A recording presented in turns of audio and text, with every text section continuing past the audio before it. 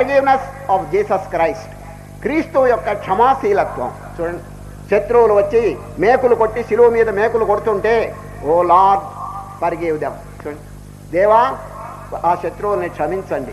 ఎవరైనా ఆ విధంగా చెప్తారండి? For they know not what they do, వారు చేసే పని వాళ్ళకే అర్థం కావటం లేదు కాబట్టి క్షమించండి అంటాడు. ఎంత క్షమాశీలత్వం చూడండి. The forgiveness of Jesus Christ, the divine recklessness of Ramatirtha, రామతీర్థుని యొక్క దైవ నిరంకుశత్వం. రామతీర్థులండి నేను అని అనడండి, వీడు వీడు అంటాడు.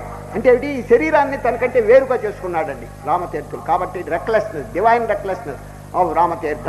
ది ఫియర్లెస్నెస్ ఆఫ్ వివేకానంద, వివేకానందుని యొక్క నిర్భయత్వం, వారి జీవితంలో నిర్భయత్వం తాండవిస్తున్నదండి. And the non violence of Mahatma Gandhi, Gandhi మహాత్ముని యొక్క అహింసాతత్వం నాకు దయచేయండి. చూచారా, మహనీయుల్లో ఉండేటువంటి సద్గుణములన్నీ ఆహ్వానిస్తున్నాడు.